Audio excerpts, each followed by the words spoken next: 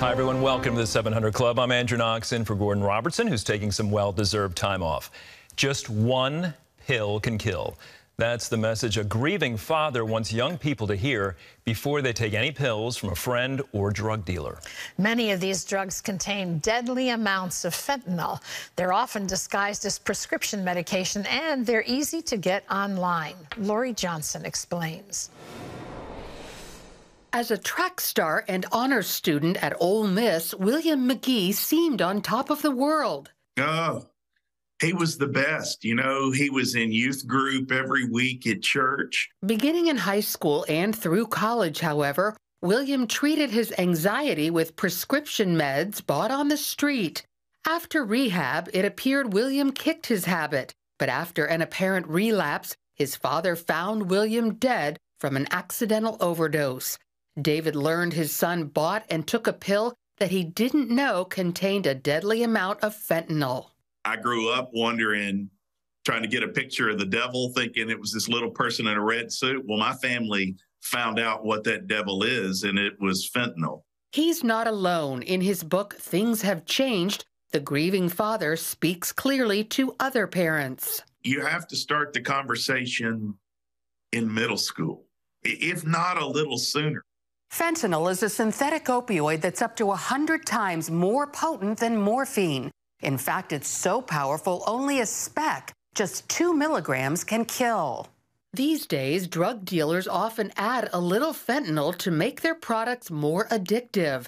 The fake prescription pills can include Xanax, Adderall, Percocet, OxyContin, and more. Sadly, the U.S. Drug Enforcement Agency found that of all the fentanyl-laced counterfeit pills they seized, 60% contained deadly amounts of the drug. That's why kids, even as young as middle school, who get their hands on these pills have overdosed in Texas, Virginia, and elsewhere. You have to help them understand that, you know, if you take a pill, it needs to come from your doctor and your pharmacy. The National Institute on Drug Abuse has monitored illicit drug use among middle school children for more than 40 years. Current director Dr. Nora Volko calls it a good news, bad news scenario.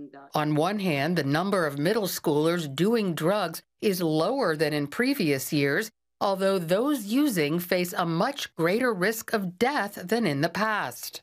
We have never seen a situation where the drugs in the illicit market actually were as dangerous as what we've been observing in the past 3 years. And virtually all deaths are accidental.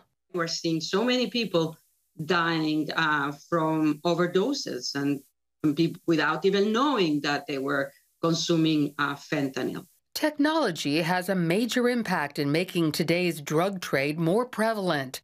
Now, when kids buy so-called street drugs, they don't have to meet a dealer in some random alley. There's so many lies of the enemy from Satan who want to take away our kids and take them captive. And we do have a very hard and important role as parents right now. Today, kids typically buy drugs on their phones right under their parents' noses. But because social media connects everybody and makes it so easy, especially on apps like Snapchat, when these conversations automatically disappear, there's no record. The pills are then usually dropped off even on the front doorstep, disguised, for instance, as a food delivery. Kids should not have full access to social media on their smartphones or even from home computers at those young ages. Brave Parenting stands by 16. Psychologists say middle school is an age where kids begin experiencing tremendous emotional changes, adding that teens who take drugs usually do so to feel something different. It might be that they take it to have some sort of high or calming effect. Kids will take it sometimes to party all night or stay up all night, and be online when their friends are online in the middle of the night. Experts recommend parents talk to their kids about their emotions and needs, then explain that if the child wants medication, there's a right way and a wrong way to get it. So hearing about it in a way where maybe it's prescribed versus, the ones where you get it not prescribed, where it's very, very dangerous. And so kids might come at it from a point of, I need this emotionally. I'm scared to go to my parents. While kids as young as middle school may be tempted to use potentially deadly drugs, parents and others must step in, engage, and help guide them through these often tumultuous years. Look up from our own phones and engage with our children in important ways, teaching them and showing them that just because the world is this way doesn't mean we as Christians are going to engage the same way.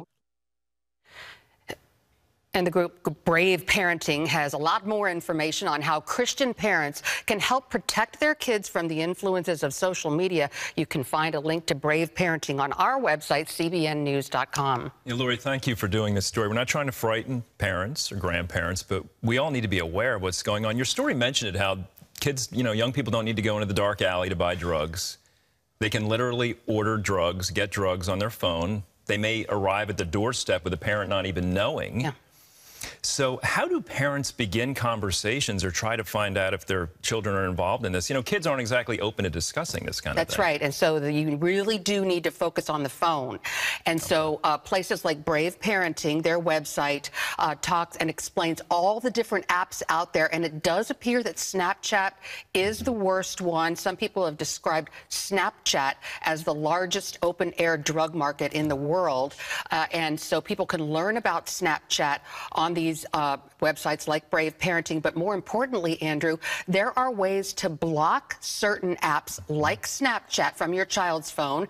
There are services. One is called Net Nanny. There's another one called Bark. And there are actually phones. Have you ever heard of the phone called Pinwheel? It's actually a phone you can buy that's actually linked to the parent's phone. And some of these places where you can actually see what your child is doing in real time. The DEA website is a great resource where you can see the emojis that kids use to represent these drugs that they want, and also a lot of the nicknames that the kids are using for them. For example, Adderall is sometimes called Study Buddy, or OxyContin, Captain Cody. So you need to be listening to your child's conversation and maybe looking at their texts too and seeing if any of this lingo is being used. So parents have to really get engaged, get active, educate themselves, and we can't be lazy parents. We need to really get educated on this, even though the learning curve could be steep. How early do we need to be aware of these things with our children? I mean, this starting at a young age? A lot of experts are saying middle school or earlier, because when children start to get into those middle school years,